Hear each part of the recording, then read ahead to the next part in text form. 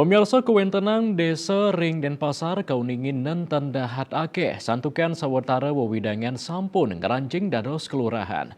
Saking pedang tase 3 desa kelurahan wantah kauningin wenten 17 desa.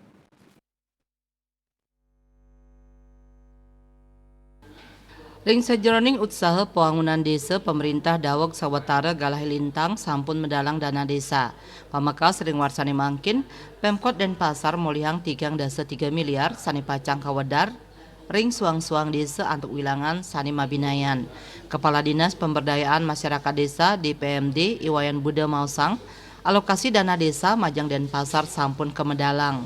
Wilangan nyani kauningin ageng yening saihang ring warsa sedurung nyani. Pamekas ring warsa kali-tali kali likurne lintang, dana desa sani kemedalang ulu likur miliar oleh pemerintah. Nanging rauh mangkin nincap dados langkungan 3,3 miliar. Dana desa inucap selantur nyani pacang kalimbakang majang 17 desa ring wewidangan kota Denpasar. Wilangan dana desa inucap wantah wenang pusat. Kantos mangkin dana desa punike durung katrima oleh suang-suang desa. Santukan kantun proses pemindah bukuan saking pusat ke rekening desa. Ngenenin panglimbakan dana desa ke suang-suang desa, rumasuk taler wilangan dana nyani wantah mendasar saking Peraturan Menteri Keuangan Republik Indonesia nomor 201/PMK.07/2022 tentang pengelolaan dana desa.